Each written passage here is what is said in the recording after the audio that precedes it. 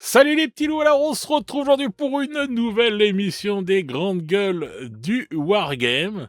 Et pour m'accompagner, l'ancêtre des êtres humains, j'ai nommé Krahu. Salut Krahu, Salut, c'est Krahu. comment tu vas? Eh ben, écoute, ça va. Ça va? Franchement, ça va. Bon déjà Ouais. on va te souhaiter un joyeux anniversaire, hein. Merci, merci. Voilà, donc voilà, c'est l'anniversaire de Krahu, ce mercredi quand on enregistre là, donc voilà, donc n'hésitez pas à lui souhaiter un bon anniversaire dans les commentaires, voilà. Le père Krahu, voilà, donc il a à peu près 5 millions d'années. Voilà, C'est con. ça se Ouais, passe bien. c'est le patch, hein. C'est la mise à jour, la version 5.5. Elle fait mal, hein. C'est clair. Donc, Ah pi je vous raconte pas qu'est-ce que ça va être chaud ce soir au Baron, les 55 bougies. Je vous dis pas où elles vont terminer.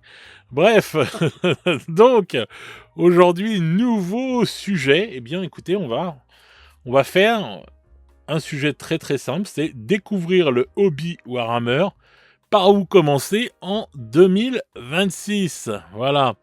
Donc, une émission, enfin, un sujet qui a été maintes fois abordé, on va dire. Mais là, on va l'aborder de notre façon, la façon des GG.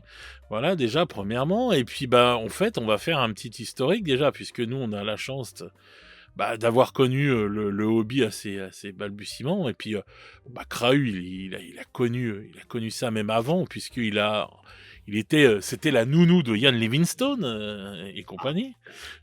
C'est lui qui les gardait quand ils étaient enfants. Et donc voilà, donc on va pouvoir comparer aussi, parce que ça, c'est ça qui est intéressant. On va pouvoir comparer avec ce que nous on pouvait faire à l'époque et ce qu'on a comme offre maintenant. Et puis dans un deuxième temps, on va dire ce pour nous par quoi il vaut mieux commencer et comment il faut faire, etc., etc. Donc, dans un premier et temps, une page historique, mon cher Krahu. Bon, je alors oui, et puis juste dire avant, oui, c'est une émission qui ne s'adresse pas uniquement à ceux qui commencent le hobby, ça leur est destiné en priorité, oui, mais ça vaut aussi pour les vétérans et ceux qui ont envie de faire une nouvelle armée ou passer de 40K à OS ou inversement, parce qu'on va aborder des fondamentaux qui valent pour tout le monde en fait. bien sûr, ah bah oui, de toute façon, c'est clair pour tout le monde, oui, il y a pas de problème, hein. Ça peut être des trucs, on peut même, découvrir des nouvelles choses, tout en étant dans le hobby depuis 20 ans, hein, il y a pas de problème, Exactement, on en on va apprend tous rappeler les des jours. bases Voilà. qui sont pas mal du tout. Ben, comme tu le disais, oui, on a eu la chance, toi et moi, de vivre les années 80-90, les débuts du hobby, hein, tel qu'il Ouais, était. ouais, ouais, ouais. Donc, pas d'internet. Non. Les magazines, notamment White Dwarf, avaient une place prépondérante dans le hobby, Ouais, vraiment. ouais, ouais. Et c'était quelque chose à l'époque, White Dwarf, parce Ah que bah oui, on avait carrément une équipe dédiée française qui était à Aix-en-Provence à l'époque, ce ouais, qui n'est plus le cas aujourd'hui. Aujourd'hui, le White Dwarf, il est international, mais à l'époque, on avait une équipe dédiée ouais, en France, ouais. en France. Et toi, tu as des numéros de ce magazine, comment ça s'appelait? Les Trolls de la VPC, c'est ça? Oui, oui, il y avait tout ça. Enfin, il y a eu plein de phases, en fait, avec le White Plein de Dwarf. trucs. Bon, le White Dwarf, il est arrivé en 92-93 en France, la version française, hein, traduite et tout. Donc Mm. il y avait à la fois donc on avait tous les articles qui étaient traduits et tout, du White Dwarf anglais, mais qui était déjà Ouais. installé depuis un bon moment, le White Dwarf, anglais et donc en américain aussi. Et on a eu donc, nous, bon, on a eu ça et donc on avait les mecs, on avait des articles en plus qu'il y avait pas dans les White Dwarf, anglais, puisqu'on avait, les mecs, qui se retrouvaient heu, à Aix-en-Provence et cetera. Donc tu avais les trolls de la VPC, tu tout plein de trucs comme ça qui se sont mis en place. Et donc voilà, et donc on avait aussi nos images, Mm. nos personnages, Ah oui. français qui étaient là et qui faisaient des rapports de bataille et cetera. Et ça, c'est ce qui était bien, parce que, en fin de compte, je sais pas, tu te familiarisais encore plus pendant cette période, on va dire, je sais pas, enfin, voilà, tu étais avec des mecs qui étaient proches de toi, quoi, et tout, hein. Ouais, des mecs super comme Lambert, enfin, on a connu des Ouais. choses C'est Philippe vraiment, Beaubrun vraiment et bien. tout, voilà, et tout, qui était Mm. bon, lui, c'est mythique, c'est le mec qu'on se rappelle, c'est un des mecs qu'on se rappelle le plus parce que bon, quelqu'un de très gentil. Moi, je lui ai parlé, je l'ai vu en vrai et tout, et cetera, parce qu'il venait souvent à une boutique sur Paris, où j'allais aussi et tout. C'était quelqu'un de d'adorable et tout. Et voilà, qui avait une sorte de musée chez lui, parce qu'il avait fait un chapitre entier de Space Marine, son propre chapitre, les Chevaliers de la Lumière. Et Ouais. donc, ils nous ont offert plein de trucs et tout, voilà, dans les White Dwarfs. Faut que je reprenne mon émission sur les White Dwarfs, justement, pour rendre hommage à tous ces gens-là. Et donc, on a eu plein de phases comme ça et tout. Quand c'était en France, on avait des petits encarts aussi qui nous envoyaient, les trolls de la VPC, où tu avais comment ça s'appelle, des petits scénarios, des trucs comme ça. Enfin bref, tu avais plein de choses et tout qui étaient faites comme ça et qui étaient super intéressants. Mais c'est vrai que le White Dwarf a été très longtemps le seul magazine, entre guillemets, sur la figurine fantastique. Voilà, des fois, ils en parlaient un peu dans Casus Belli, dans Dragon Magazine et tout, mais c'était très Dans rare. jeu, dans jeu et stratégie. Oui, il y avait jeu et stratégie, et puis tu avais aussi... après, tu as eu Ravage qui est arrivé aussi. Oui. Mais c'est vrai que, bon, on va dire Game Workshops, White Dwarf, c'était un peu la Bible qu'on recevait tous les mois, qu'on prenait tous les mois, qu'on était content, quoi, à cette époque-là. C'était quelque chose, quoi. Tout à fait. Donc c'est vrai que ça a été... moi, c'est ce qui m'a mis le pied à l'étrier. C'est ce qui m'a fait découvrir encore plus l'univers de Game Workshops, que je connaissais sans m'en rendre compte, en fait, mais qui m'a vraiment mis dedans, c'est la découverte, ça j'ai déjà annoncé, avec le numéro 3 de White Dwarf, quoi, avec Space Marine, là, les titans en Alors photo et attends, tout. de mémoire, numéro 3, c'était l'Eldar qui était en couverture, c'est ça? Je viens de te le dire, c'était Space Marine, c'était des titans, ça et tout, le numéro 3. Non, mais la L'Eldar, couverture. le couverture de l'Eldar, je crois que c'est Ah non, c'est plus tard, c'est le 4 ou le 5. Ouais, t'as c'est le raison. 5. Voilà. Ouais, c'est ça. Ouais, non, t'as raison. Le 1, c'est le nain noir, là, le White Dwarf et tout, là, Oui, avec sa barbe blanche. ouais. Et tout, et donc le numéro 3, c'était celui-là, là, c'était la boîte de Space Marine, en fait, qui était en photo dessus, quoi. Stylé. Voilà, donc voilà, donc c'est vrai qu'on avait ça pour nous attirer et tout. Et donc après, on allait dans un magasin, et à quoi on pouvait commencer? On pouvait commencer par divers jeux, mais il n'y avait pas pléthore de jeux comme il y a maintenant. Donc on Ah non. commençait soit par Battle, soit par 40K. Ouais. Voilà, on avait Blood Bowl qui était là.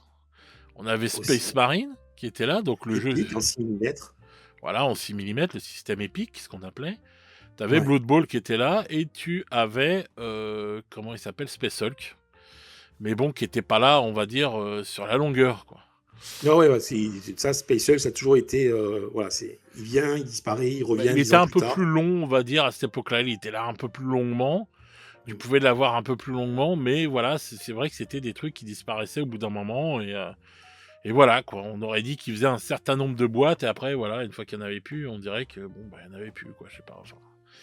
Donc voilà, donc si tu veux, tu commençais, donc, soit par 40K, soit par Battle. Hein, Et souvent par Battle pour la plupart d'entre nous, hein, les anciens. moi, j'ai commencé par Battle, ouais, c'est vrai. Ouais, pareil. 40K, j'ai découvert bien après. Mais c'est des magasins, notamment les magasins Games à l'époque, c'est des magasins où tu avais plusieurs personnes dedans. Donc tu avais toujours la possibilité d'avoir un gars qui s'occupe de toi. Alors qu'aujourd'hui, dans les magasins Games, le gars, il est tout seul. Ah oui, C'est oui, plus... ça n'a rien à voir. Il faut organiser les mercredis après-midi pour les gamins, des sessions peinture, découvertes, etc.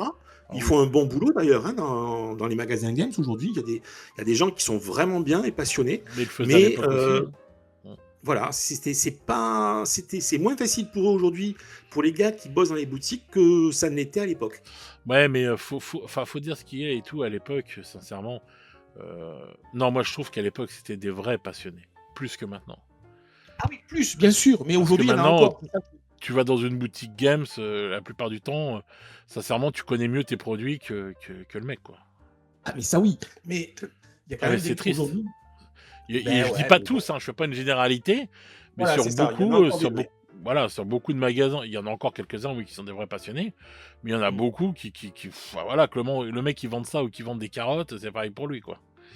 Voilà, qu'il soit à Decathlon ou à Game Workshop, c'est exactement Voilà, pareil. ce sera la même chose. Alors qu'à l'époque, c'était pas le cas. Ouais, et puis à l'époque, c'était des équipes, quoi, ils étaient plus nombreux. Oui. Alors, c'est bizarre parce que sur ta chaîne, tu as fait donc une émission il y a 2-3 jours là sur le bilan financier de Game Workshop. Et on est sur une entreprise qui a toujours plus d'argent, qui gagne toujours plus et qui a réduit ce qu'on a dit. Il n'y a plus d'équipe française pour le White Dwarf, il n'y a plus qu'une personne par magasin. C'est assez paradoxal quand même, hein. Parce qu'en fait, à l'époque, les magasins, ils étaient vraiment des pôles de hobby. C'est-à-dire que c'était la famille Game Workshop. Tu rentrais dans la famille Game Workshop à l'époque. Alors Puis il que n'y avait pas maintenant, Internet. oui, mais alors que maintenant, tu rentres pas. Ils veulent te faire croire famille, tout ça, machin, là, là, mais en fait, tu rentres dans rien du tout. Tu vas dans un magasin froid, comme ce qu'on dit tout le temps, ça a perdu de sa richesse. On les appelait les polos rouges à l'époque parce qu'ils avaient des polos rouges pétants, Ouais. avec marqué Game Workshop sur le Un pectoral. jaune presque fluo là. Ouais, Ouais, ouais, jaune et noir et tout, voilà. Et c'était, enfin voilà, c'était un truc. Et les mecs, ils étaient nombreux, mais il y avait énormément de monde dans les magasins Game Workshop à l'époque. Maintenant, je Alors, pense un pas truc. qu'il y a autant Oui. foule que ça, hormis certains magasins qui fonctionnent peut-être sans doute très bien. Mais je ne pense pas qu'il y ait foule dans les magasins Game Workshop, comme il y avait foule à mon époque. Euh, je ne sais pas trop. J'y vais très peu au magasin de Rennes, de Game Workshop de Rennes. Euh, Bah, déjà, il y a quand du il monde, ouvre, c'est mais bien, déjà. c'est tout petit par rapport à ce que j'ai connu dans d'autres villes, quoi. Donc, Ah, forcément. attends, et moi j'allais rue de Poyer-de-Narcey, à Paname, le magasin n'était pas énorme, mais on était blindés. Les samedis, mais putain, mes mecs, c'était blindé toute la journée. C'était une dinguerie. Et le mercredi, après-midi, c'est pareil. C'était, quand je te dis que c'était blindé, alors je te raconte même pas en période de Noël. Je n'ose pas imaginer. Mais c'était beau, c'était kiffant. C'était kiffant, tu rentrais là-dedans, mais putain, c'était génial. Et t'avais au moins 3 ou 4 vendeurs qui étaient là, hein. Ouais, ouais, Facile. non, c'était des gros magasins. Ah bah oui, mais maintenant Rennes, il arrive déjà même pas à ouvrir, t'y vas et tout, le mec, je sais pas, il a le trou du cul de travers le matin, il ouvre pas son magasin, tu vois, Oh parce que... putain, m'en parle pas. Eh, ma fille. Bon, faut que je demande à ma fille parce que je me suis fait bananer moi sur le Game Workshop de Rennes. Mais enfin bon, bref, je vais pas raconter ma life là, Ouais. mais j'ai eu les boules quoi. Ah oui, tu vois, non mais c'est que des trucs comme ça, les mecs, ils sont tout seuls, et il faut dire que en plus, le pire, c'est que ils ont des chiffres maintenant et tout. En fait, le mec, par exemple, je te dis une connerie, s'il avait fait un chiffre d'affaires de 20 000 euros au mois de janvier 2025, de ce que j'ai entendu, il doit faire en janvier 2026 plus que son janvier 2025, tu vois. Donc Ah, ils mais ont ça, des... c'est dans tous les boulots de vente ou Hum. commerciaux, hein. Les objectifs d'une année sur l'autre, ça va jamais à la baisse, hein. Voilà, ils ont des objectifs de ouf, mais le problème qui se pose, c'est que nous, à l'époque, il y avait Game Workshop qui était là, mais il y avait très peu de boutiques indépendantes. Maintenant, c'est les boutiques indépendantes qui ont pris le pas sur les magasins Game Workshop. Alors attention sur ce que tu dis parce que moi, à mon époque, tu n'avais pas de boutique Game Workshop, hein. J'habitais à Perpignan. Tu avais un revendeur ou deux indépendants, mais tu n'avais pas de boutique Game Workshop. Toi, tu étais à Paris, donc c'était un peu différent. Non, Mais mais tu as j'en beaucoup avais de... des boutiques de revendeurs, mais ce que je veux dire, c'était pas comme maintenant. Ils te proposaient pas moins 20%, Ah non, non, non. Alors aujourd'hui, voilà, aujourd'hui, on moins va en parler 15, tout à l'heure. moins Ce sera 10. l'objet donc de notre émission aussi. Aujourd'hui, tu as des grosses facilités qu'on n'avait pas à notre époque Ah aussi. bah Ouais. oui. Et donc, on continuait à aller acheter à Game Workshop. Les réductions, les boutiques indépendantes qui vendaient, ils vendaient des produits et tout, mais moi, j'avais envie de te dire, tu vendais au même prix à l'époque. Pourquoi j'aurais été dans la boutique indé, hormis si je voulais d'autres trucs en même temps et que j'allais, je sais pas, si j'allais me prendre un jeu de rôle en plus ou un machin, mais en même temps, je prenais mes figurines games. Mais le seul avantage que j'ai eu, moi, au début, que j'allais dans les boutiques indé, c'est quand Love Cube et tout à Paris, ils ont commencé à faire leur boutique de figurines qui est restée quelques années ouverte et qui vendaient des figurines d'occasion. Ils avaient fait tout un tas, ils rachetaient, ils revendaient des figurines d'occasion, ça c'était génial, on récupérait plein de figurines pour pas cher et tout, etc. Et là, c'est là la première fois où j'ai été vraiment aller acheter du Game Workshop en boutique indé. Parce qu'ils m'apportaient un nouveau service, tu vois ce que je veux dire. Bien sûr. Mais sinon, tu payais le même prix en boutique indé que tu payais chez Game Workshop, bah autant pourquoi aller voir les saints quand tu peux aller voir le bon Dieu, quoi, tu vois ce que je veux dire. Donc voilà. Et je vais vous parler de quelque chose qui va vous paraître complètement irréel pour ceux qui sont dans Games depuis moins longtemps que nous. J'ai connu la carte de fidélité, j'ai déjà dit dans d'autres émissions, j'ai Ouais. connu la carte de fidélité chez Game Workshop. C'est Ouais, un moi truc de aussi, fou. je l'ai connu, oui. Ça Parce- n'existe plus. Ben non. C'est- C'est grâce à ça que je m'achetais les arbres, tu sais, Game Workshop. Oui, et qui était beau à l'époque en plus. Ah, ils Ouais, étaient ouais, magnifiques, les les gros arbres. Ils étaient vendus dans leur boîte, là, tout seul et tout. Ouais. Mais ça coûtait Mhm. 50 francs l'arbre ou 60 balles. Selon ce que tu prenais, tu avais 50 francs, tu avais soit le très gros arbre, soit les deux petits arbres, soit les petits buissons. Et donc c'est vrai que c'est avec les sous que je me faisais de la carte de fidélité que je me prenais des arbres pour faire la table de jeu. Voilà. Et à l'époque, donc il n'y avait pas la résine. À l'époque, il y avait ou les boîtes plastiques ou du métal. Ou du métal. Ouais. Voilà, le métal blanc. Moi, j'ai connu les premiers en vrai métal plomb, c'est-à-dire avec même pas Ah, le moi socle en aussi. plastique. Ouais. Le socle était en métal, bref. Et puis après, on est passé au socle noir avec du métal blanc. Ouais, avec du Pour la métal. petite histoire, Bah, on avait le le plomb métal, avec le socle ouais, plastique et après on a eu le white metal qui est arrivé c'est ça, bien plus tard, quoi. exactement. Et le white metal, c'est parce que la législation américaine faisait qu'il devait avoir un alliage particulier sur les figurines pour que ça puisse être vendu sur le marché Ouais, américain. moins de plomb, Voilà, ça, c'est la tout petite simplement. histoire. Exactement. Voilà, fallait mettre moins de plomb dans le truc et qu'ils ont fait un nouvel alliage et tout, qui était Ouais. pas mal du tout. Et voilà, enfin, je sais pas, c'est vrai que c'était différent hein, quand tu le prenais, la figurine. Il était un peu plus léger, ce métal-là. Il faisait un autre bruit, en fait, tu vois, quand tu tapais, je me rappelle sur les trucs, tout, ça faisait un peu plus bling bling, tu vois, c'était marrant et tout. Et donc voilà, quoi, donc c'est vrai qu'il y a eu tout un beans comme ça. Et puis on faisait le hobby, c'était donc avant Internet et avant l'euro. Et je me souviens, avec mes potes, avec Brian, Patrick, on commandait en Angleterre, puisque ça nous coûtait moins cher de commander, on en commandait en gros à cause des frais de port, mais de commander directement sur le magasin, un magasin en Angleterre nous coûtait moins cher que d'acheter en France. C'était un truc de fou. Donc voilà, donc on avait toutes sortes. Ça, c'était le début, enfin, ça, c'était notre façon, voilà, de consommer, etc., le hobby. Et donc, et juste un truc, Oui. juste un truc qu'on n'a plus, et ça vraiment, c'est un très très gros regret. Chaque année, tu avais un gros catalogue qui sortait en couleur, soit tout vert, soit tout rouge, bleu. Et le catalogue, donc Citadel, puisque c'était la marque Citadel, tu pouvais commander un bras, une jambe, une tête. Tu avais la figurine, les figurines, comment dire, étaient décomposées et tu pouvais juste commander une pièce d'une figurine. Et ça, c'était génial. je l'ai toujours, ce catalogue. J'en ai aussi, ouais. J'ai le C'est gros collector. catalogue bleu et tout de je sais plus quelle année à je sais plus quelle année où tu commandais justement ton. En fait, c'était les bits. Ouais, vous pouviez commander ce que vous aviez envie. Et Exact. bon, c'était des bits en métal hein, à l'époque. Hein, on était comme ça. Hein, c'était nous quand on faisait des conversions de figurines à l'époque, je peux te dire qu'on en chiait. Hein, on était obligé d'avoir la perceuse, la meuleuse, le truc, le machin. Enfin, c'était autre chose que ce qu'est la facilité Ça, et de être faire. à jour de son vaccin tétanos. Voilà. C'est clair que c'était plus facile maintenant et tout de faire des trucs avec le plastique que ce que nous on faisait à l'époque, mais oui, tu pouvais commander aussi des trucs qui n'existaient plus et qui étaient plus en magasin aussi. Il y avait des pièces que tu pouvais commander qui n'étaient plus en magasin. Donc voilà, comme les capots et tout, des motojets Harlequin de l'époque qui étaient magnifiques, que j'ai d'ailleurs, là, qu'il faudrait que je fasse une vidéo là-dessus. Mais voilà, c'était tout un truc et tout à l'époque. Mais ça, c'était notre façon de consommer, quoi. Et par contre, en termes de jeu, on a eu, quand on a commencé dans les années 90, de toute façon, on avait le choix, comme on disait, donc entre Warhammer, Battle, donc ce qui est l'équivalent de The Old World maintenant, et donc Warhammer 40 000. Alors bon, moi, comme Kraus, j'ai commencé par Battle, parce que c'est vrai qu'on était peut-être plus attiré par le fantastique au départ. C'était une époque, hein, on regardait beaucoup Conan le Barbare, tous ces trucs-là, les jeux de rôle qui battaient leur plein et tout, c'était Donjons et Dragons, etc., etc. Et donc c'est vrai qu'on est arrivé, on a commencé par Battle, et avec ma bande de potes, on a commencé par Battle. Voilà, et on a joué à Battle. Mais comme on allait à la boutique Game Workshop, on voyait bien qu'il y avait un autre jeu. Comme on avait White Dwarf, on voyait bien les autres jeux, tu voyais 44, tu voyais tout ça et tout. Et donc, forcément, un an après, nous, on s'est mis à 40K, tu vois.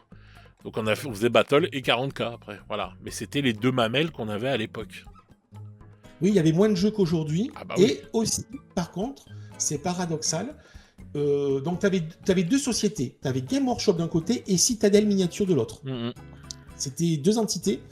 Et en fait, ce qui se passait souvent, c'est que Game Workshop donc, faisait les jeux, Citadel faisait les miniatures, et Game Workshop faisait des jeux indépendants comme ça, comme Gokamorka par exemple.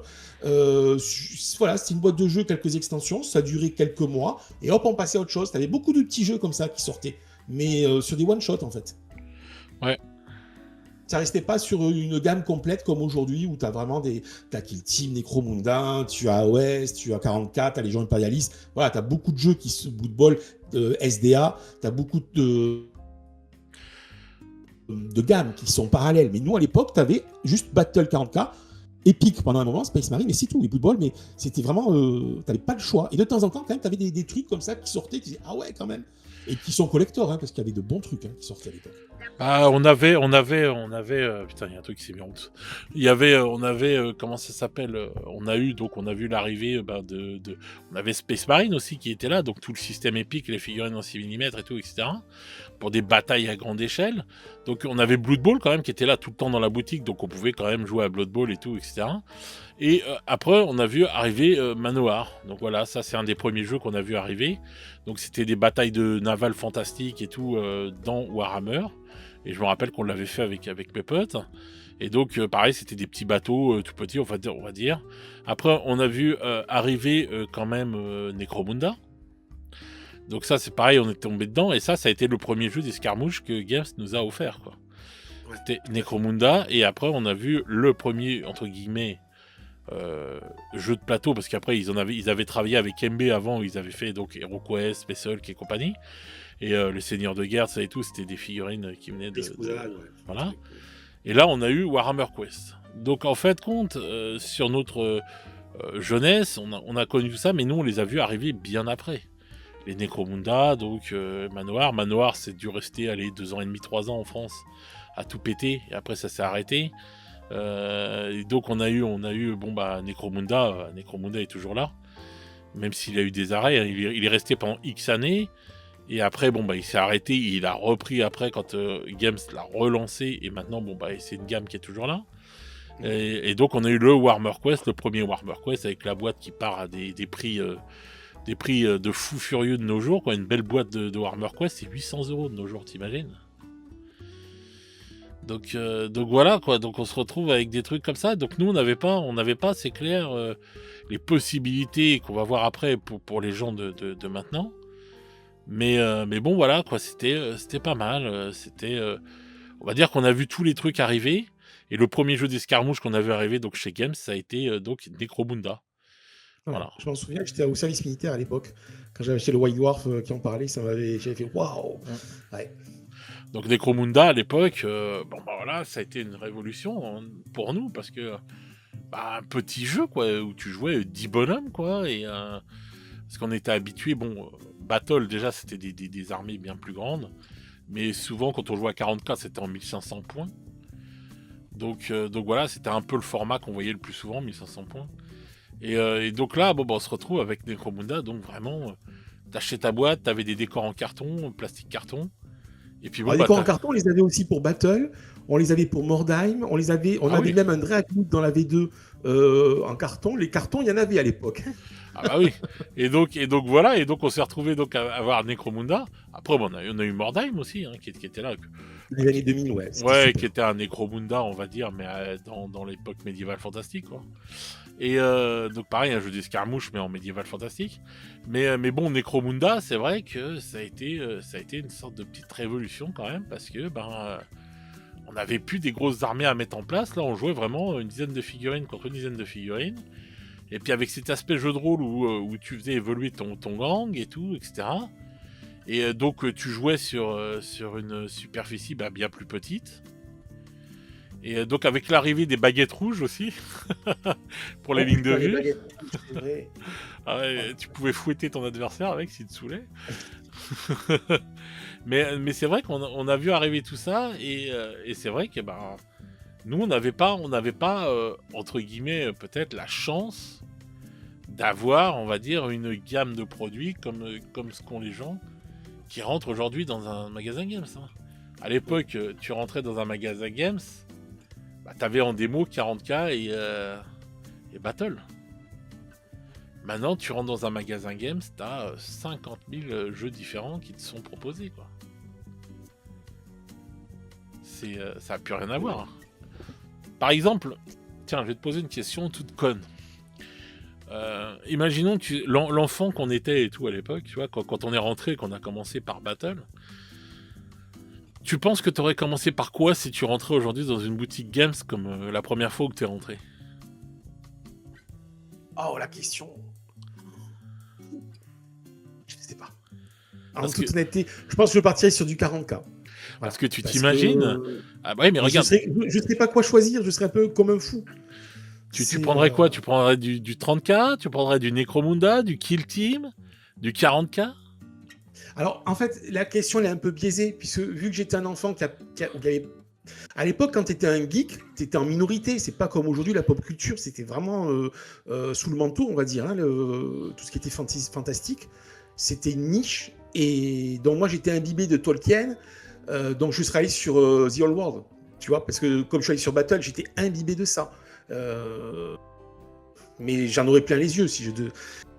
Ça, c'est sûr, je serais super dans la merde pour choisir si j'étais de nouveau un gamin qui commence. Mais si j'étais le gamin d'aujourd'hui avec tout Internet et tout, je pense que j'irais sur 40K. Et si j'étais le gamin d'avant, j'irais sur The Old World parce que cet aspect-là médiéval fantastique à l'ancienne, ça a été mon moule mental et mon imaginaire pendant des années et des années. Ouais, voilà, parce que tu t'imagines quand même, tu rentres aujourd'hui dans un Game Workshop, le nombre de jeux que tu as de proposer, c'est juste une folie. En plus, t'as The Old World qui est revenu, t'as AOS, tu te retrouves avec mais des tonnes de jeux, mais c'est une dinguerie. Hein. Moi, le gamin que j'étais et tout, si j'arrivais maintenant, je sais même pas, je te jure, je sais pas par quoi je commencerais. Hein. Sincèrement, je sais pas par quoi je commencerais. Bah, c'est comme pour les jeux vidéo, Fred, rappelle-toi, les jeux vidéo, ça a été aussi toute une aventure, toute une épopée, les premiers jeux vidéo que tu as connus moi aussi. Là, tu arrives, tu commences les jeux vidéo, par quoi tu commences, tu vois, parce que le choix, il est énorme. Bah, il est énorme, mais bon, souvent, je trouve que les jeux vidéo, ça s'est amenuisé parce que souvent ils s'abrutissent avec des jeux tout pourris maintenant, les jeunes. Donc voilà, ils ont pas eu, en fait, ils ont pas le truc.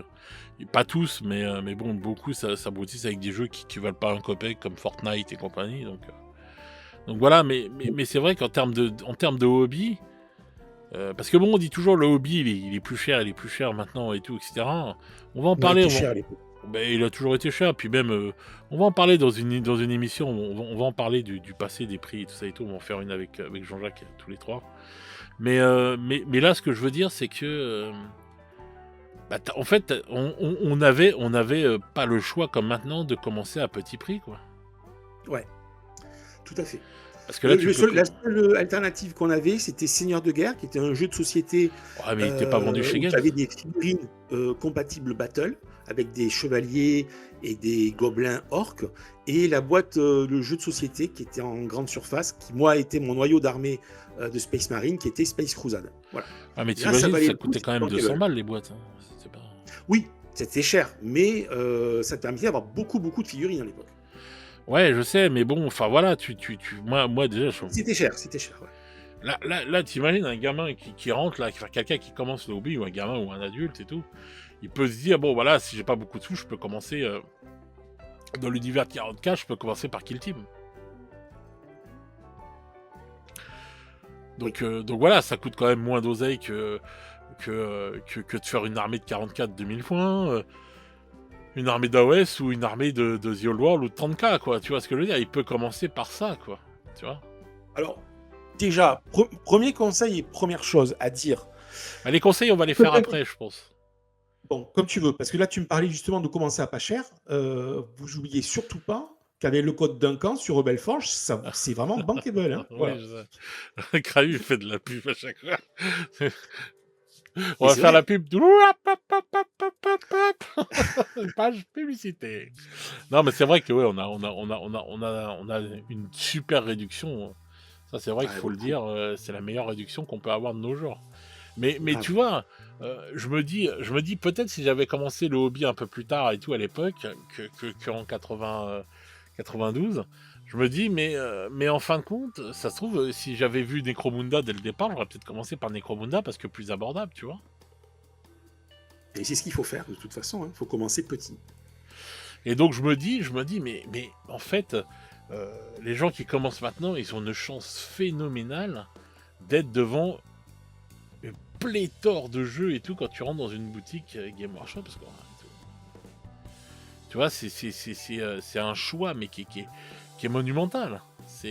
Et en fait, t'as vraiment un jeu par style de jeu que tu veux. Ils ont vraiment réussi à faire ça, quoi. Si tu veux de l'escarmouche, tu joues à Kill Team.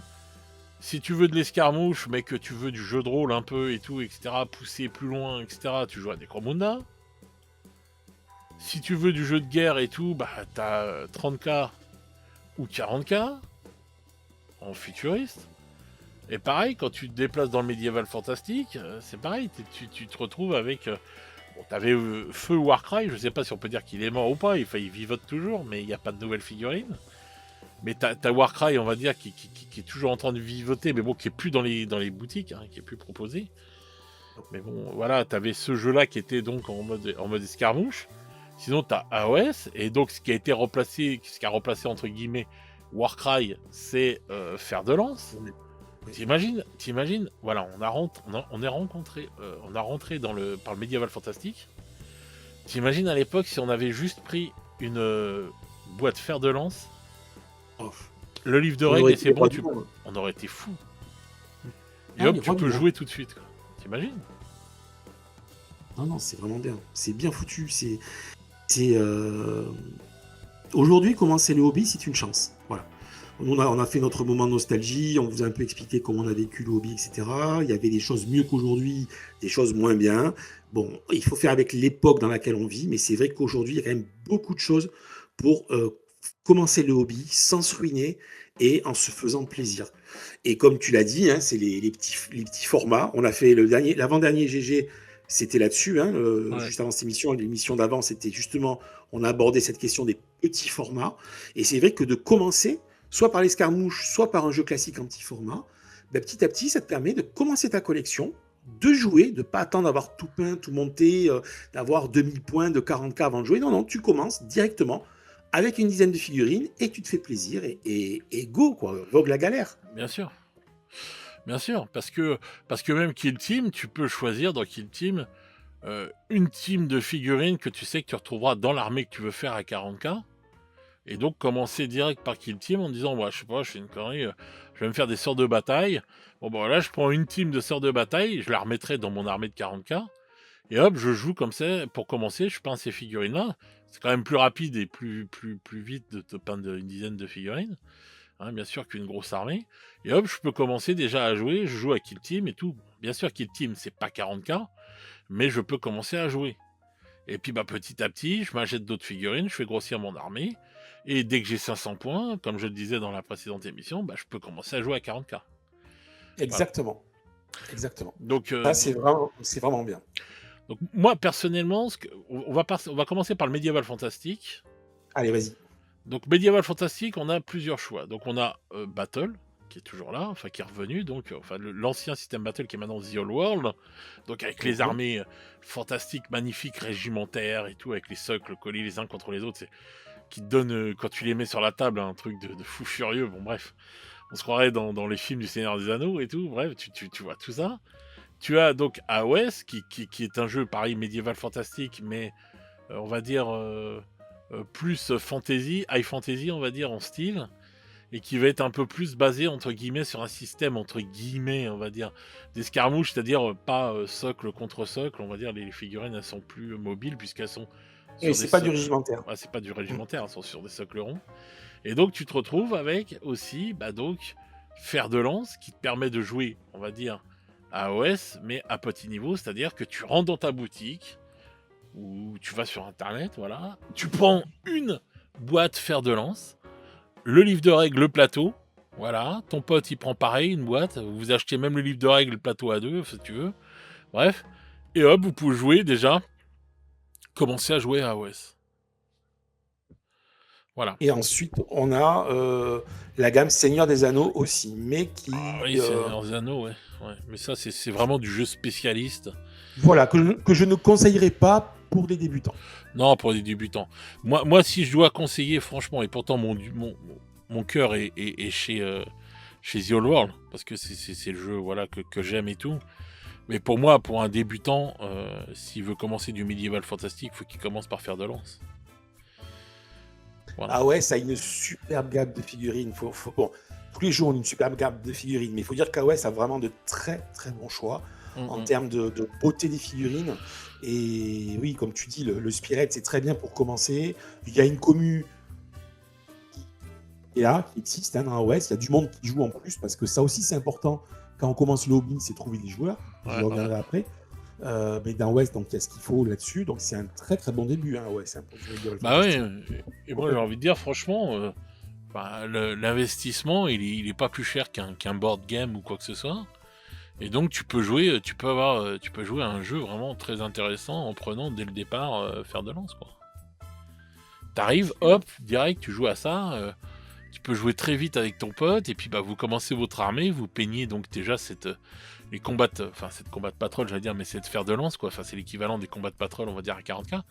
Mais tu peins cette patrouille, et qui en plus est vraiment, pour la plupart, elles sont quand même super bien faites à AOS, mieux faites qu'à 40K. Et donc, résultat du compte, bah, t'as vraiment un bon début d'armée, de l'armée que t'as envie de faire. Oui. Moi j'aurais été mon Masterpuck là, j'aurais commencé par ça. Et j'aurais été fou d'arriver dans la boutique et de voir toutes les fers de lance les unes à côté des autres comme ça et te dire oh putain quelle armée je choisis. Parce que c'est vrai, quand tu vois la gueule des figurines maintenant, faut dire ce qui est. Pour trouver des figurines moches chez Games, faut y aller quoi. Faut vraiment y aller quoi. Et souvent c'est plutôt un problème de goût et de couleur que de me jeter en fait de figurines quoi. Bon, hormis les Osiarques qui sont assez spéciaux. Mais, lesquels tu as dit? Les Osiarques. Ah, c'est ceux-là, je cherchais le mot justement. J'ai dit, il y en a une quand même, j'irai jamais, quoi, c'est sûr. C'est bien ceux-là, ouais. Ah, et je trouve qu'ils, pour moi, ils sont ratés, mais vraiment. Mais complètement. Et je trouve que par rapport aux autres armées, je trouve qu'ils ils dénotent, quoi, en fait. Ouais, ils se sont un peu foirés, je trouve, Games. Désolé pour les joueurs Osiark, c'est pas qu'on vous aime pas, mais... Ah non, mais je leur mets toujours des cartouches, les pauvres et tout, mais c'est même pas pour critiquer. Hein. Moi, s'il y a des gens qui aiment, je suis content pour eux et tout, etc. Mais je trouve quand même qu'ils se sont foirés. Quand je vois le niveau des autres figurines autour, bah, quand tu vois le Nurgle là qui est sorti il y a pas longtemps, c'est clair. Donc voilà quoi, tu te dis ouais non, il y a un problème, il y a une couille dans le potage. Donc voilà quoi. Tout ne s'aime pas, comment elle s'appelle la faction avec les elfes des mers, là, marins. C'est pas les Idonettes, attends, t'as de quoi les? C'est pas les Idonettes, je sais plus. Si, les Idonettes, si, oui. Ouais. Bon, tu peux ne pas aimer le concept, mais les figurines sont fun. Les figurines sont jolies, oui, c'est clair, mais moi, de toute façon, j'aime pas les elfes à OS. Sylvanette, Luminette, Aquanette, non, c'est bon, ça passe pas, quoi. Voilà, t'as les Luminettes qui volent partout. Je sais pas ce qu'ils ont voulu faire avec les elfes, mais c'est de la high fantasy, donc c'est vrai que je suis moins réceptif à la high fantasy, c'est peut-être pour ça. Par contre, il y a des figurines, quand tu tapes du côté des morts vivants, des trucs, il y a des figurines qui sont des chefs-d'œuvre, quoi. Ah, quand tu te fais une armée de ghouls ou tu te fais une armée de vampires, de squelettes et tout, mais c'est... Moi, j'ai commencé The Old World, enfin, Battle par l'armée de morts vivants. Ah, les vampires sont fabuleux, là. Quand je vois les morts vivants d'AOS, je suis en train de pleurer, je me dis... Oh voilà, mais même les orques et les gobelins, ils sont magnifiques. Donc tu te retrouves avec ça et t'es devant... Donc voilà, donc moi mon conseil personnel et tout, si je devais donner un conseil à un débutant qui veut commencer dans le médiéval fantastique, c'est de passer tout de suite, voilà, si vous voulez jouer avec un pote, que vous n'avez pas non plus des sommes astronomiques à mettre dedans, et que vous voulez goûter tout de suite au jeu, c'est de vous lancer dans Fer de Lance. Voilà. Ne vous fermez pas la porte à The Old World, qui est un autre style de jeu, qui est dans un univers de fantasy à l'ancienne, mais qui est tout autant magnifique. Donc faut pas se fermer la porte à The Old World. Je pense qu'il faut prendre tous ces trucs-là et comme un gros pôle et tout fantasy qui est vraiment très intéressant, je trouve. Et donc voilà, mais je les conseillerais, tu vois, quand même, de commencer par ça, quoi, parce que bah, c'est simple d'accès et les règles sont très simples à appréhender, c'est vraiment cool. Et puis bon, bah, tu vas peindre des figurines superbes et tu vas t'éclater, quoi. Tout à fait. Et la rejouabilité, elle est assez ouf quand même et tout, parce que bon, bah, le temps, enfin, chaque partie sera complètement différente, même si tu es sur un plateau. Et puis bon, bah, tu peux te prêter tes armées avec ton pote, comme je dis tout le temps. Et puis après, bah, bon, bah, voilà, et tout, une fois qu'on a fait un peu le tour, bah, on peut se racheter notre armée. Et si chacun se rachète une autre fer de lance, putain, tu peux ressortir, enfin, ça fait un compte de fou furieux, quoi. Tu vois, c'est. Partage ton avis là-dessus, oui. Donc voilà, donc moi c'est ce que je conseillerais aux gens, on va dire en médiéval fantastique. Voilà, tu conseillerais quoi, toi? Enfin, tu ferais quoi, toi, médiéval Non, non, fantastique? exactement comme tu dis. Qui plus est, en plus, on avait fait une émission là-dessus, à savoir les joueurs de AOS qui passaient à The Old World au niveau des figurines, enfin, qui utilisaient les figurines d'une gamme pour l'autre jeu. Mm. Eh ben, si tu commences par AOS, selon ce que tu joues, rien ne t'empêche d'aller sur Battle si tu as des sous-socles qui vont bien. C'est-à-dire que tu as des sous-socles carrés, tu mets ton rond dedans, ça passe et tu peux te faire ton régiment. C'est-à-dire, en plus, comme tu disais, il ne faut pas se fermer la porte à The Old World pour plus tard. Non, c'est clair. Donc voilà. Ah ouais, je suis comme toi. Je dirais la même chose. Seigneur des Anneaux pour les connaisseurs, c'est super, hein, Seigneur des Anneaux, mais voilà, c'est autre chose. Et commencer par OS. Et puis après, voilà, c'est une bonne entrée de gamme. Voilà, c'est une bonne entrée de gamme dans le hobby de partir là-dessus pour du médiéval fantastique. Ouais. Ouais, c'est clair. Je pense qu'en fait, l'offre est plus claire du côté médiéval fantastique chez Games. Et donc c'est vrai que celle-là, elle est simple. Bon, avant, il y aurait eu Warcry. Bon, après, Warcry était très sympa comme système de jeu, mais il était très éloigné du système de jeu d'AOS. Donc voilà, mais bon, ça te permettait de jouer un jeu d'escarmouche, on va dire, en mode médiéval fantastique, pour pas trop rage, quoi, et tout. Et c'était quand même un jeu très sympa. Mais là, ouais, à l'heure actuelle, voilà. Parce que moi, je pense que, Par- ouais. Parce que bon, sinon, t'as Warhammer Underworld et tout aussi, mais C'est plus de niche. Hein. ouais, c'est un jeu plus spécifique. Après, tu peux commencer aussi par ça, hein, si t'as envie de t'amuser avec quelques figurines et des jeux de cartes et tout, et que tu viens du jeu de board game et tout, tu viens du monde de cet univers-là, tu peux commencer avec ça. Ou avec un Warhammer Quest quand ça tombe sur la période où il y en a un en vente. Bon, voilà, tu peux à la rigueur faire des trucs comme ça aussi, mais bon, j'aurais tendance que quelqu'un qui veut faire du wargame, vaut mieux pour le médiéval fantastique, il commence par ça, quoi. En Voilà. sachant, alors pour les nouveaux qui nous écoutent, mais ils le découvriront assez vite, dans le hobby, 44 truste beaucoup l'actualité.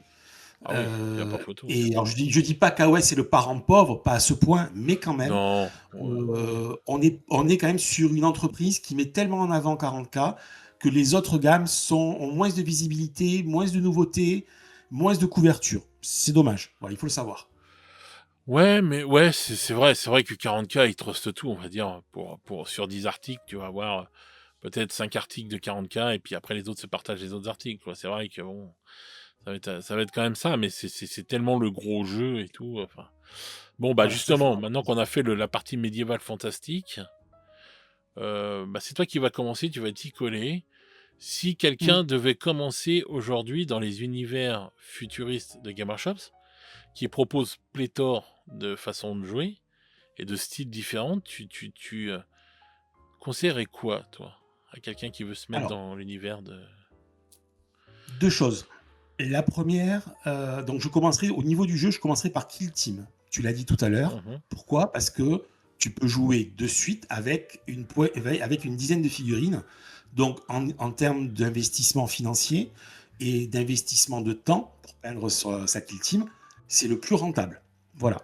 Et qu'ensuite, Kill Team et 40K étant très proches l'un de l'autre, si tu commences par Kill Team, peux te projeter sur la faction, c'est la même faction en 40K, et ça commence à être ton début d'armée. Donc c'est bankable à ce niveau-là. Voilà ce que je dirais.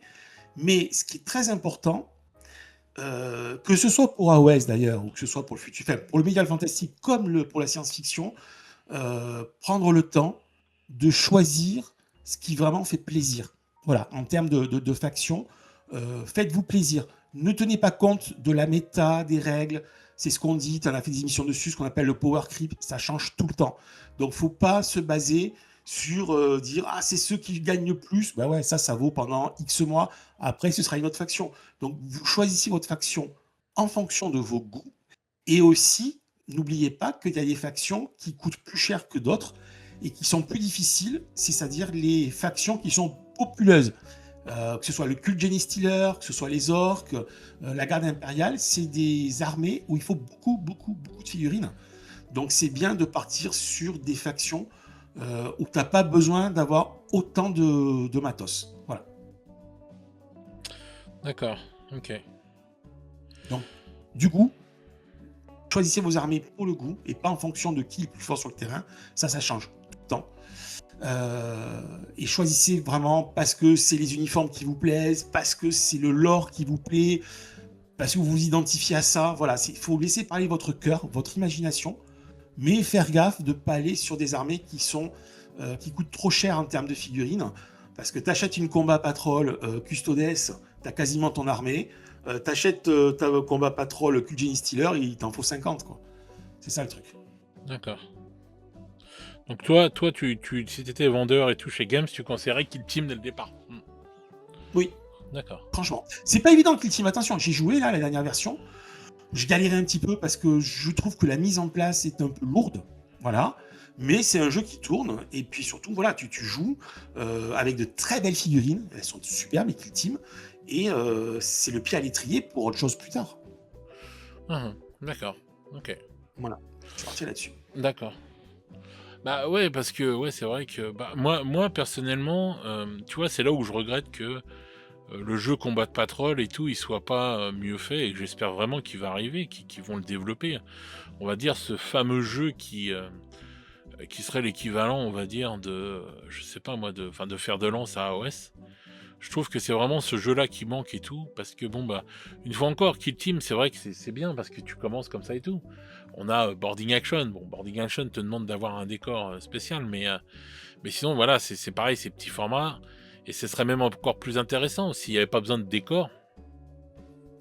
On va dire que Boarding Action serait même encore plus intéressant que Kill Team, puisque en fait, il te met directement entre guillemets dans une armée de 40k. Parce que bah tu montes une armée de 500 points de 40k.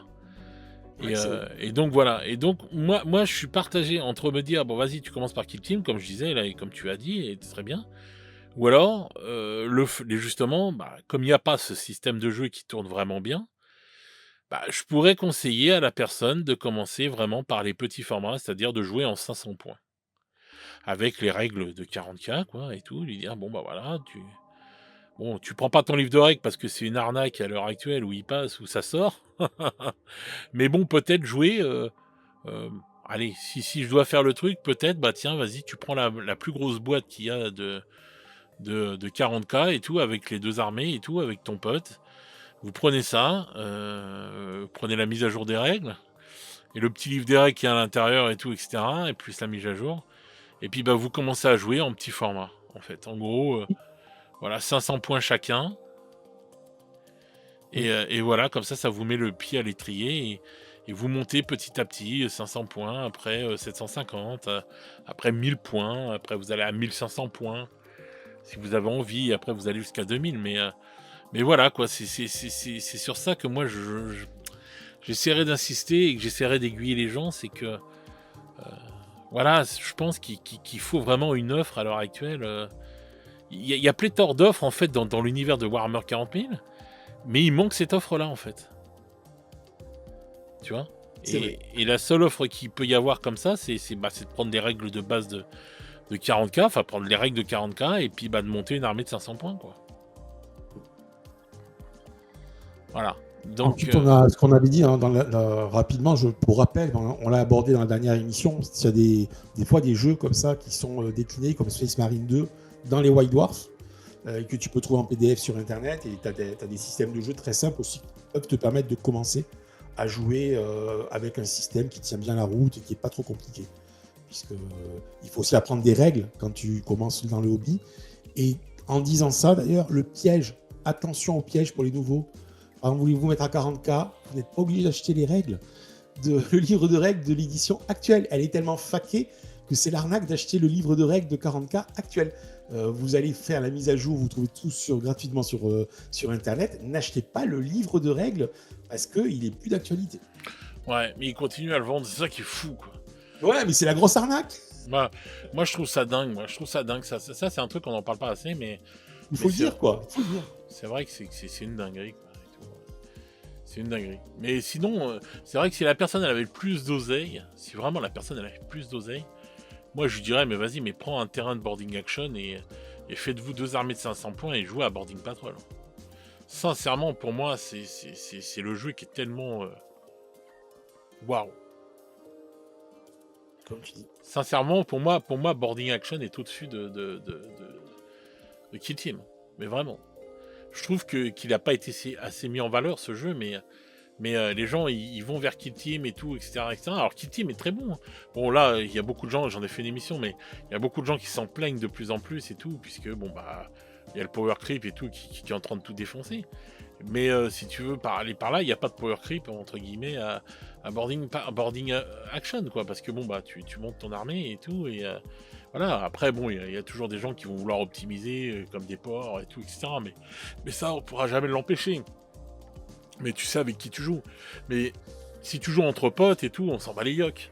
Et donc, tu prends le truc, et pour moi, à l'heure actuelle, le meilleur système, donc plus léger, parce qu'il annule des trucs tout cons qui sont relous dans 40K. Donc voilà, comme les lignes de vue, les trucs, les machins, bref. Dans un univers, enfin, dans ce décor de boarding patrol et tout, qui est juste ouf. Et je me dis, tu fais ça, si t'as un peu de sous et tout, franchement, t'as un petit budget, tu commences le hobby, mais chacun se prend une boîte de boarding action et tout, soit à l'unité, et comme ça, bah, on partage les sous et tout, etc. Soit on prend la grosse boîte là qui est sortie de boarding patrol et on se la sépare en deux. Et bon, bah aussi, maintenant, ils ont ressorti la boîte en grosse boîte du dernier truc de Kill Team là, pour les Nécrons. Oui. Le dernier décor. Mais tu prends un truc comme ça et tu prends 500 points d'armée, mais tu t'éclates.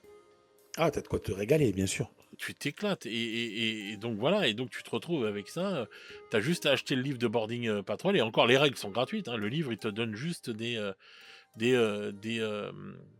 comment ça s'appelle, des missions, des scénarios, enfin voilà, des trucs comme ça et tout. Mais sinon, tu peux commencer même sans livre de règles, avec les règles gratuites téléchargeables en PDF, quoi. Voilà, et elles sont pas grosses, les règles, elles sont assez...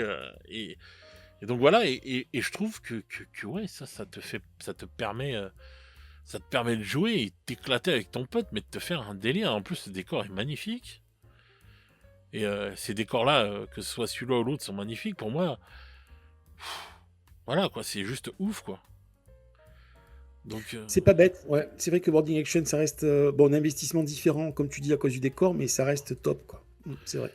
ah oui, après, Et avec des règles qui sont plus proches de 44, parce que Kill Team, c'est complètement Bien sûr. différent de 40K. Donc c'est vrai qu'il y a ça aussi, c'est-à-dire faire un petit noyau d'armée, mais l'apprentissage des règles, c'est important aussi. Donc ouais, Kill Team, à ce niveau-là, c'est ce qui est embêtant, ouais. C'est vrai. et donc voilà, et que je trouve que... Bah, je sais pas, pour moi, ce serait la meilleure offre si t'as un peu de sous, quoi. Voilà. À l'heure actuelle, ce serait vraiment, vraiment la meilleure offre, et là où tu peux t'éclater, mais un truc de fou furieux, quoi. Mm.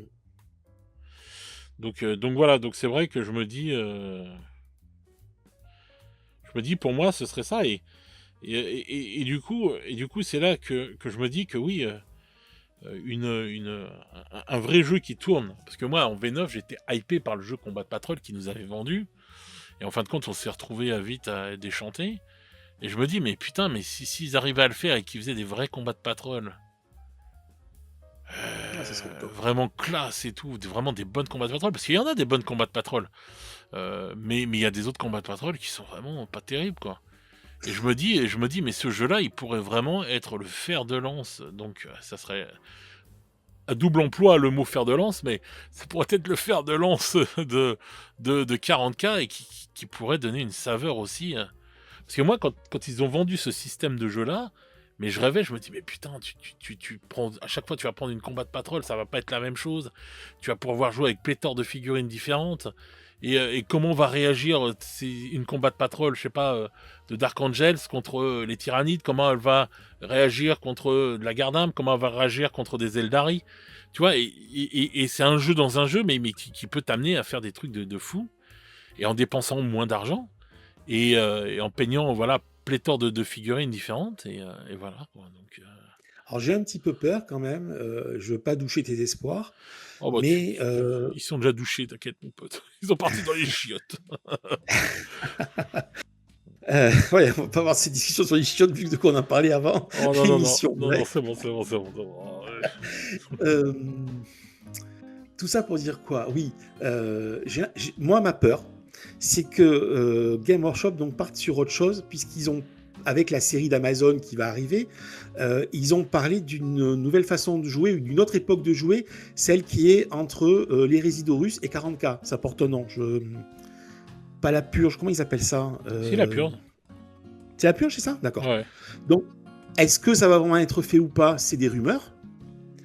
Mais connaissant Game Workshop, qui a un attrait pour le pognon de dingue, je les vois bien sortir une nouvelle époque de jeu avec ce format combat patrol, mais uniquement pour cette époque-là. Pour pas qu'ils se rognent les marges sur 40K. Ah, je sais pas, pour l'instant. Là Ça sera affreux. tu vas dans l'expectative phénoménale. Ah oui. Parce que complètement. déjà on entend parler de la série pas avant 2030. Ah bon? Si ouais, vieux que ça? ouais, c'est fort possible, hein. Bah, ils ont toujours pas commencé, hein, et comme Ah, ils ils le font disaient chier. dans le rapport et que j'ai dit dans la vidéo hier, pour l'instant, Cavill, je crois, il est toujours sur Highlander, il fait en plus Ouais, un il y a autre truc. Highlander. Donc le temps que ça se mette en place et tout, je pense qu'ils vont même pas commencer en 2026. Et donc possiblement, ouais, 2027, 2028. Hein. S'ils tournent en 2027, peut-être 2030 c'est loin, mais peut-être ce sera 2028, tu vois. Enfin, voilà, faut pas l'attendre de toute façon pour cette année, quoi. Donc, Oh putain, j'aurai 57 ans en 2028. ah ouais, donc voilà. Donc, bon, ça va, tu seras pas mort, c'est bon, avec 57 ans, t'as le temps. Voilà, C'est l'âge de Stéphane. Ah, Stéphane, je te salue. il te reste encore au moins 20 ans devant toi et tout, c'est bon, t'es pas Ouais. au bout de ta vie. Mais voilà, quoi, je pense que, ouais, je sais pas, ça, tu vas vraiment donner une expectative, donc je pense que le jeu, avant qu'il sorte, voilà. Et en plus, bon, c'est la période de la purge, c'est entre les deux, s'ils sortent un jeu, ça va être bizarre, ça va être un Horus Heresy bis, quoi, en fait. Ouais, c'est ce qui me perturbe aussi. C'est vrai. Donc je pense qu'ils vont peut-être sortir des livres de règles et quelques personnages, mais ça va jouer avec Horus Heresy. Vaut mieux espérer parce qu'une autre gamme, ça serait chiant, quoi. Bah, je crois pas qu'ils refassent une gamme supplémentaire. Je pense plutôt qu'ils vont faire une... Ouais, je pense qu'ils vont peut-être faire des personnages qui étaient présents en période de purge, et qui sont peut-être plus présents maintenant dans 40K ou quoi que ce soit. Je sais pas, peut-être que ça va être plus dans des trucs comme ça, et qui vont faire référence à des batailles, à des choses qui se sont passées pendant ce moment-là. Mais il y a des personnages qui étaient là, hein, pendant ce moment-là, parce qu'en fait, c'est les 10 000 ans, la purge, entre 30 000 et 40 000, quoi. Ouais, ça fait long. Hein. Je sais même pas si c'est ces 10 000 ans-là, ou s'il y en a pas moins et tout. Mais enfin voilà, mais si c'est les 10 000 ans et tout, bon... Donc voilà, donc je pense plus qu'ils vont faire un second jeu pour 30K. Voilà, je les vois plus faire ça, voilà, et tout, tu vois. Donc plus que de rajouter un truc à 40K, donc j'espère quand même que 40K va nous faire un vrai bon jeu de combat de patrol. Voilà. On va se la souhaiter pour la V11. Voilà, ça c'est le truc que je croise les doigts parce que je pense que c'est ce qui manque. C'est ce qui manque littéralement pour 40K. Quoi. Voilà. Alors, on parle de 30K, on a parlé donc du Kill Team ou Boarding Action pour commencer la science-fiction. 30K existe aussi, hein, mais alors les règles sont un peu plus matures, je trouve, hein, de mon goût, puisque c'est les anciens systèmes de la V7 et c'était quelque chose de beaucoup plus simulationniste que les règles de 40K actuelles.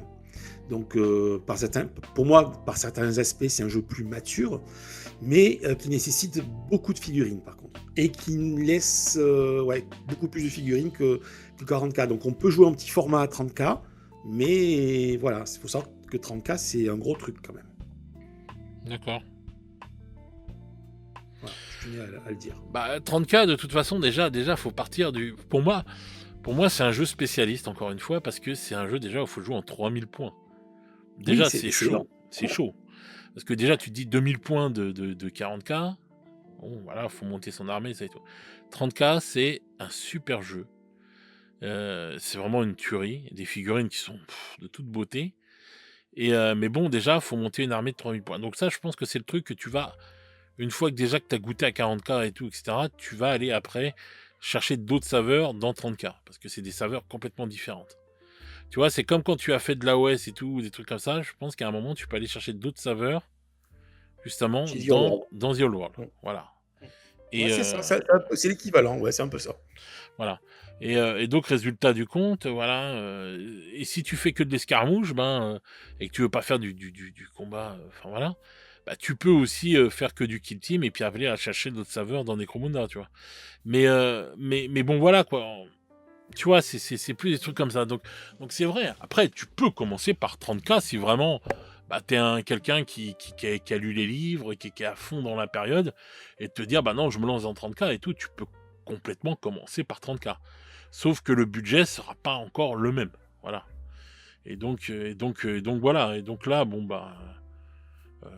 il faut voir, ça va être deux choses différentes, quoi, on va dire. Parce que 3000 points d'armée, faut les peindre, hein, faut les monter, hein, et tout. Donc voilà, et donc c'est quand même pas facile, tu vois, il faut plus de temps, quoi. Oh oui, pour ça que ce qui est intéressant quand on commence, c'est jouer. Jouer le plus vite possible, pour savoir déjà si l'armée qu'on a choisie, la faction qu'on a jouée, que ce soit en médiéval fantastique ou en science-fiction, vous colle bien. Donc aujourd'hui, heureusement, on a Internet, on peut se renseigner, on peut aller dans des commus sympas, venez dans notre Discord, il est très sympa aussi. N'hésitez pas à nous poser des questions, à profiter de tous les anciens qui sont autour de vous, dans les assos, dans les clubs, où que ce soit. De profiter de YouTube et des très bonnes émissions qu'il y a dessus, pour savoir qu'est-ce que vous allez prendre comme faction. Mais après, quand vous la jouez, vous dites, ah putain, ça correspond pas vraiment à ce que je voulais, c'est pas les sensations que je voulais. Donc voilà, il y a ça aussi, hein, qui est important. Ouais, bien sûr.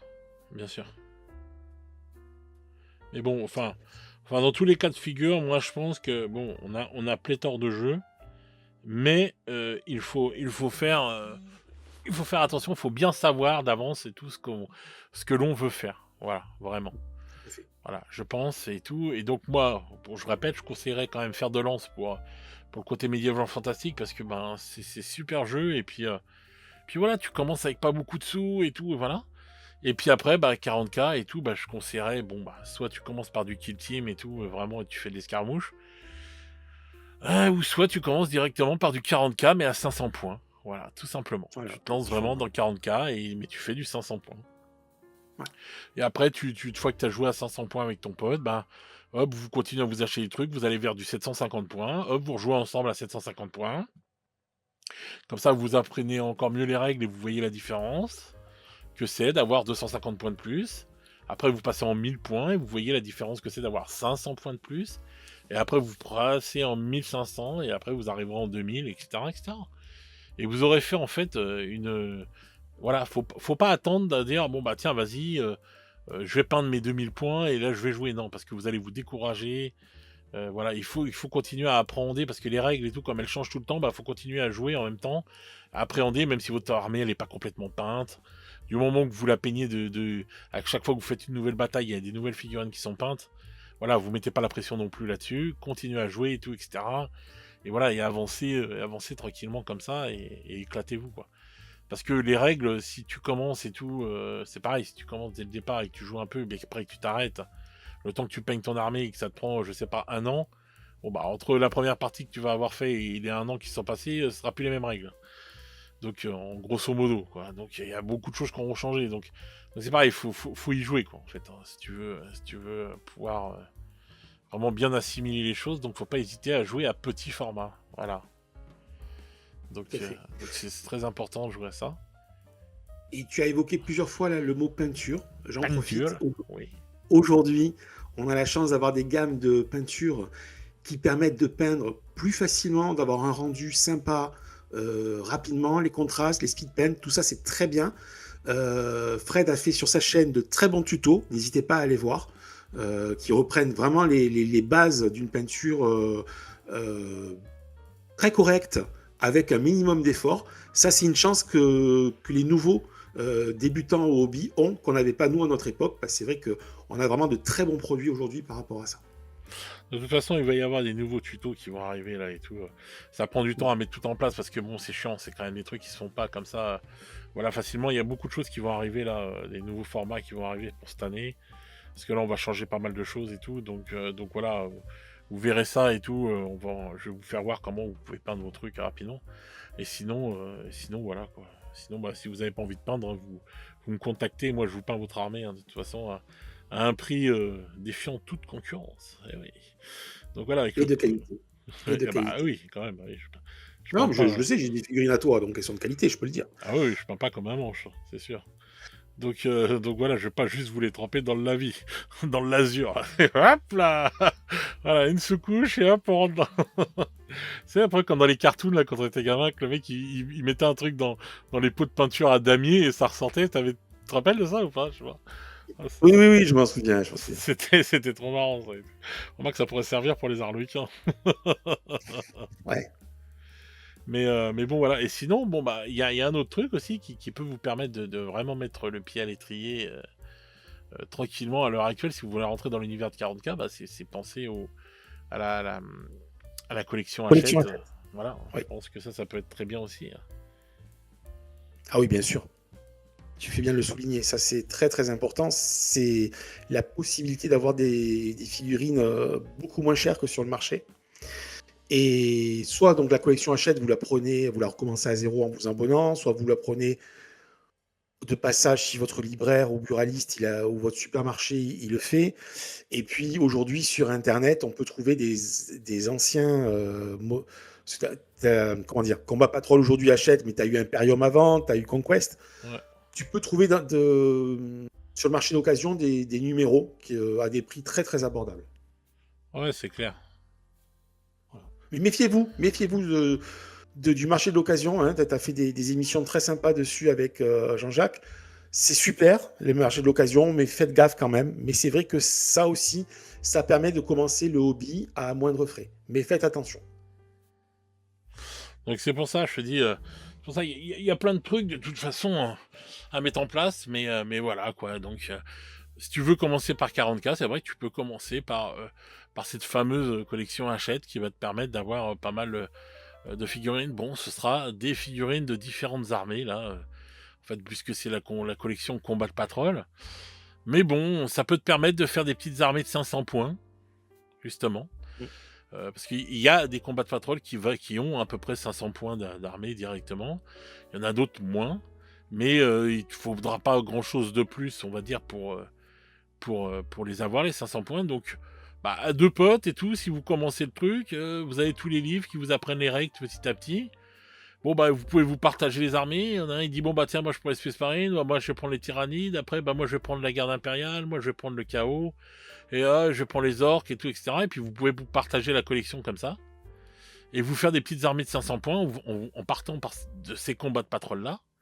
Et justement, à jouer à 40K avec toutes ces armées-là. Et comme ça, bah, vous allez jouer avec ces armées-là à 500 points. Vous avez au moins, je crois, 7 ou 8 armées différentes, hein, je crois, sur la collection.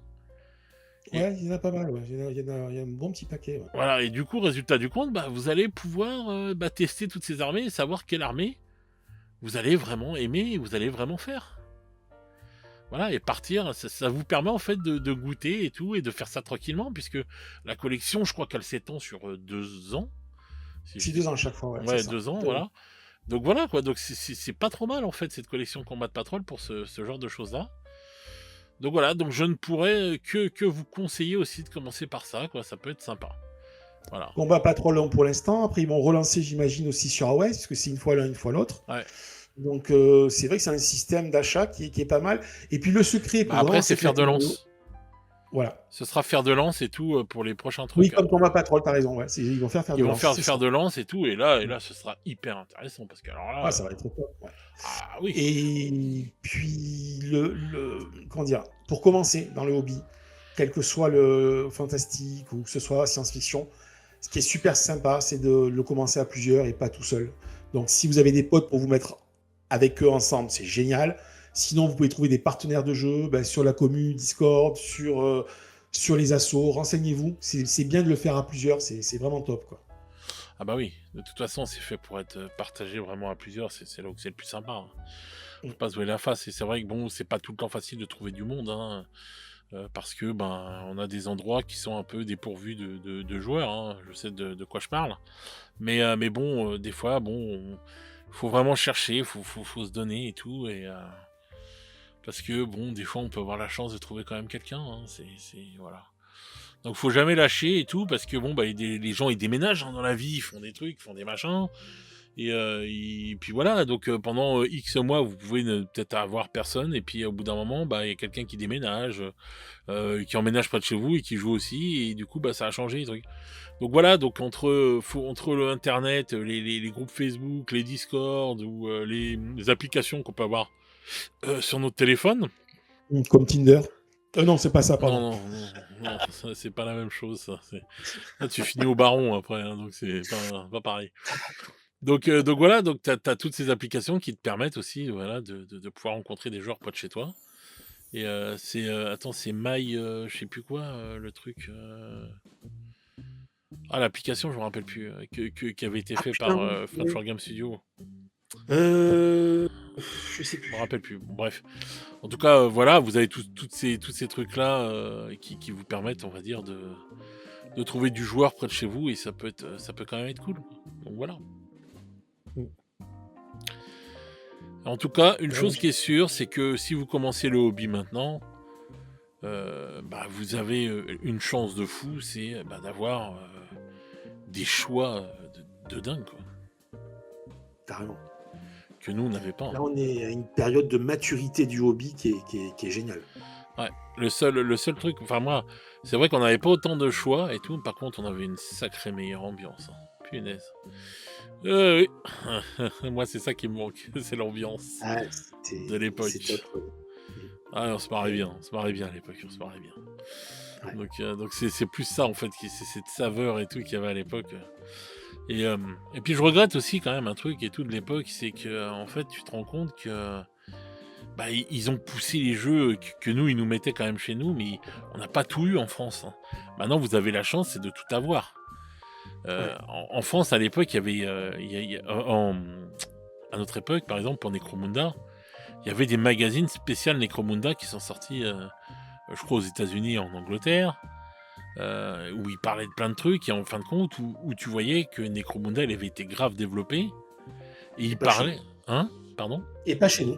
Et non, pas chez nous, parce que nous, on avait que les trucs dans le White Dwarf, et là, c'était un magazine spécial Necromunda, et en fin de compte, tu voyais qu'ils avaient déjà développé toutes les races qu'il y a à l'intérieur de Necromunda maintenant. Ils avaient fait pareil pour Mordheim, il s'appelait Crichton ou un truc comme ça. Enfin, c'était un magazine dédié qu'il n'y avait pas en France, ouais, tout à fait. Et sauf qu'avec ces magazines-là, tu te rends compte qu'en fait, tout le Necromunda qu'ils ont fait de nos jours, il existait déjà parce que les mecs, ils faisaient ils inventaient, enfin, ils faisaient du craft, quoi. Ils créaient leurs propres figurines et tout, etc. En faisant des conversions, des trucs comme ça. Donc, on va dire les hommes des sables là qui sont inventés, je me rappelle plus de leur nom là, à 40K là. West, je sais pas quoi. Voilà, ouais. Et ils existaient déjà, ils avaient déjà fait leur véhicule en faisant des conversions, des trucs, des machins. Enfin bref, c'était une dinguerie, tu vois, de faire ça. Et je me dis putain, mais c'est quel dommage qu'on les ait pas eu, nous, ces magazines là traduits en français. Ça aurait été vraiment cool. Et quand tu vois tout ça, et alors que maintenant, la plupart du temps, on a tout, quoi. Donc voilà, quoi. Donc c'est vrai qu'on a la chance maintenant d'avoir quand même accès plus facilement aussi à tout, quoi. Et voilà. Mais bon, c'était une autre époque, quoi, mais qui était peut-être dans l'ambiance, qui avait une meilleure ambiance, une ambiance différente, quoi, on va dire. Donc voilà. Et pas les tapis de jeu qu'on a aujourd'hui, que ce soit chez Torek ou d'autres marques, on avait juste une nappe verte. Oh putain, la nappe verte, J'en ai vu une il y a pas longtemps. J'ai Putain. vu quelqu'un qui en Oh a là là. ressorti une et tout, genre: «Oh putain de merde». Et Et elle ouais, faut pas ils l'oublier non plus, ça. alors je me demande cette nappe là avec de l'herbe dessus, mais Ouais, je me demande le nombre de le nombre de nappes qu'ils ont vendues comme ça les mecs. c'est dingue, Dans dingue. toutes les boutiques, je me rappelle, tu allais à Descartes et tout pour les jeux de rôle et tout, Partout. tu avais un gros truc rond là, je sais plus, enfin un cylindre Ouais, avec non, que des nappes comme non, ça en rouleau dedans et tout et voilà, mais tu avais que ça, tu avais même pas le choix de la couleur de l'herbe, hein. Tu avais un ah seul modèle partout. ah, c'était Ah le bon là temps, là. c'était le bon vieux temps, Ouais. mais bon, on se prenait pas la tête, hein, on se prenait pas la Ah tête, on putain, jouait. non. Tous les socles étaient pareils, hein, avec ce bon vert gobelin là. Ah ouais, mais c'était ah ouais, mais bon, voilà, quoi. Et l'herbe d'époque et tout, mais qui était bien et Le tout de flocage, games, oui. ça, le flocage d'époque et tout, ouais. Putain, mais c'est vrai que ça avait un autre truc. Ah, nous, il y avait pas tous les décors qu'il y a maintenant, on fabriquait nos décors. Moi, je me rappelle, on allait chercher des grosses pierres dans le jardin et tout, pour faire les montagnes et les trucs. Putain, On faisait du craft, hein. ah Oh là bah là. oui, on était obligés, je me rappelle. Ah là là, je me rappelle des tables qu'on avait faites et tout, avec bah, justement tous ces trucs-là, quoi. On récupérait du matériel directement sur place, quoi. Et donc les rochers, les trucs. Je me rappelle d'une table qu'on avait fait pour confrontation, mec. Putain. On avait même créé une rivière en plâtre et tout. Oh, joli. On avait, mais non, mais on allait loin dans nos délires. En fait, on avait fait toute une table. C'était une table qui était très grande et tout, et qui était, alors que confrontation était un jeu d'escarmouche. Et donc, en fait, la table, elle te permettait de jouer dans plein d'endroits différents et de faire tes escarmouches dans plein d'endroits différents. Et en fait, t'avais une table qui était, parce que nous, on a même joué à Confrontation, qui était un jeu avec des règles d'escarmouche, mais on a fait avant même que ça sorte le jeu d'armée, enfin les règles pour jouer à l'armée, on a joué avec un grand nombre de figurines, avec un système d'escarmouche, on était des oufs à l'époque. Et donc on avait créé toute une table comme ça et tout, t'avais t'avais le coin forêt un peu, le coin plaine, t'avais une rivière qui avait été creusée comme ça et tout, qui était faite en recouvert en plâtre et tout, avec un coffrage et tout, etc. Parce que Oh on là. voulait mettre de l'eau à l'intérieur et mettre un système de pompe et tout, d'aquarium et tout, qui fait bouger l'eau, quoi. On allait loin dans nos délires. Et puis donc, t'avais Ah ouais. tout plein Là, de j'avais tout rochers. dit, ouais. On Chaud, avait hein. récupéré des gros rochers dans le jardin de mon pote et tout, des grosses pierres là et tout, qu'on avait bien nettoyées et tout, etc. Des cailloux. Ouais, voilà, on était chercher des cailloux au fond du jardin. Et du coup, on avait mis ça sur la table et tout. On avait fait comme des sortes de passages et tout. Mais toutes les figurines, tous les socles ne pouvaient pas passer dans certains passages et tout. Comme ça faisait des sorties. Enfin bref, on avait tout un système et tout. La table a été géniale. Et en fait, on a abandonné le truc de mettre de l'eau. Tout simplement parce on avait un pote qui était très maladroit et on s'est dit, il va nous faire tomber nos figurines dans l'eau. Où on ne peut être sûr qu'il va nous envoyer au moins 50 fois par partie les dés dans la flotte. Voilà. Donc à cause de lui, on a abandonné le projet de mettre de l'eau dedans et on a juste peint la rivière. Voilà. Mais bon, voilà, tu vois ce que je veux dire, on s'éclatait avec nos trucs. Ah, c'était l'époque glorieuse. Voilà, alors que maintenant, si vous voulez des beaux décors et tout, vous avez la Forge de la Bro de l'ami Krahu. Ah, Voilà, et si, avec merci. le code d'un camp, il vous propose moins 10% de réduction sur des décors en impression Et 3D moins de 15 toute pour les beauté et moins 15% pour les tipeurs avec un code spécial. Donc voilà, je te rends la publicité. Donc Merci, voilà. c'est gentil. Et je vais bientôt me lancer dans du boarding action avec une gamme dédiée. Ah, c'est une bonne nouvelle. Oui, oui. C'est une bonne nouvelle. La Forge de la Bro se développe, les amis. Donc n'hésitez pas. N'hésitez pas à contacter le père Krahu pour tout ça. Et puis même si vous avez des décors, vous avez les plans 3D que vous avez achetés et tout, et que vous voulez qu'il vous imprime tout ça, n'hésitez pas à aller le voir. Hein. Et n'oubliez pas qu'une belle table de jeu, ça fait beaucoup de choses dans l'immersion pour jouer. Et ça donne encore plus envie de jouer, quoi. C'est pas pour rien qu'on bave devant les photos de Game Workshop dans le White Dwarf ou sur le Warhammer Community quand ils prennent en photo les figurines et tout avec les décors autour. Hein. Je suis désolé, hein, on est tous devant en train de baver, hein, donc c'est pas pour rien, hein, c'est parce que le décor est magnifique aussi. Hein, donc, Là, j'ai trouvé de la bobine transparente. Je vais faire des décors transparents en plexiglas. d'accord. Ça c'est cool. Ah ouais, j'ai trop envie d'y jouer. Ouais, génial. Oh putain. Les décors en Ah, donc plexiglas. ça existe. Quelle folie. Ah Ça ouais, existe, ça ouais, se ouais. vend. J'ai envie de pleurer quand je pense à ça. Ah là là. Donc voilà mon petit Crahu, bah écoute, encore une fois bon anniversaire à toi. Merci beaucoup. Tu as quelque chose à rajouter ou pas sur ce sujet? Eh ben j'envie ceux qui se mettent dans le hobby aujourd'hui. C'est un univers, c'est une pratique du jeu. Voilà, le plaisir de rencontrer des gens qui sont passionnés comme vous, d'avoir un imaginaire dans lequel on se projette, parce que le hobby, c'est voilà, c'est de la peinture, c'est du montage, et puis tu penses quand tu fais tout ça, tu as des projets en tête. C'est des heures de jeu, d'imagination, de partage, d'avoir des potes, d'en parler, c'est un tout, quoi. C'est Ouais. une façon de pratiquer une passion qui est vraiment géniale. Donc voilà, j'invite à tous les papas qui nous écoutent de pas hésiter à transmettre la flamme aux gamins, à ceux qui commencent. Donc allez-y, quoi. Enfin, je veux dire, faites-vous plaisir. Il Ouais. y a moyen vraiment de passer de super moments. Voilà. Voilà, faites comme Jean, allez-y. Donc,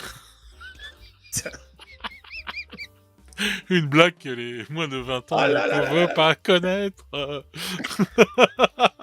Waouh. Ah ouais, elle était bonne. Donc, il Ouais, fallait t'as la placer celle-là, fallait la placer. Hein. Ah mon dieu. Non mais moi ce que j'envie aux gens qui commencent le hobby maintenant, en fait, c'est que j'envie le moment que j'aimerais revivre, c'est la première fois. Tu sais que quand tu rentres dans une boutique, quand tu découvres ce hobby, ce monde fantastique, et voilà, qui te fait rêver, qui te vend tellement de rêves.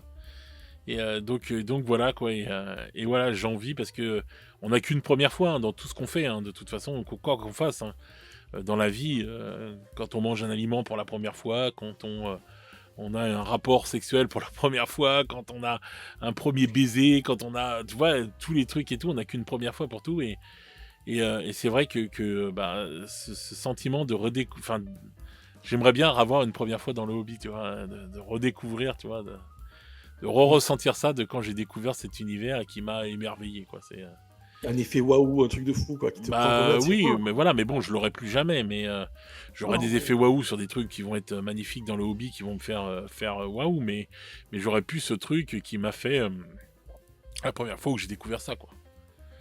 Quand c'est je... super important. C'est vraiment. Vince en parlait dans une de ses émissions, la première partie chez Game Workshop, mais tu peux la vivre ailleurs que dans un Games Workshop, la première partie. Et là, je vois, je suis à 4 joueurs, 4 gamins hein, de 9 à 11 ans. Ça se prépare. Et je vais leur faire leur première initiation à 40K en petit format. Et j'espère leur mettre des étoiles dans les yeux et vraiment leur faire vivre un truc d'enfer. D'accord. Bah ça tient qu'à toi. Hein. Je vais vraiment donner le maximum là-dessus. Ah ouais. Et puis bon, en petit format, tu leur dis, tu disais ça, c'est par rapport à ta taille ou... Oh putain. Quel enculé. Ah bah, t'es le seul adulte qui fait la taille des enfants de 10 ans, quand même. Ah, putain. Et oui. Les hobbits aussi ont droit à la vie. donc voilà, ils vont pas être dépaysés, les gars. Ah, chouette, on a trouvé un copain, mais bon, il est chaud, mais il a une grosse barbe, c'est bizarre. Bref, sur ces bonnes paroles. Bon, bah, merci à toi de m'avoir accompagné dans cette émission. Et donc, bah, merci à tous ceux qui nous écoutent. Voilà, n'hésitez pas à mettre des messages dans les commentaires hein, pour dire qu'est-ce que vous en pensez, si vous voulez vous raconter votre première fois dans le hobby, etc.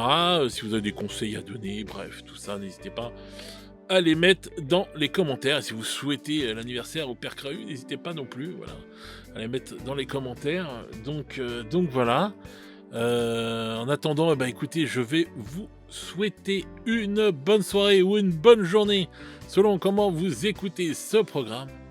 Et nous, on se retrouve très vite pour de nouvelles aventures. Allez, salut la commu. Ciao, ciao les petits loups.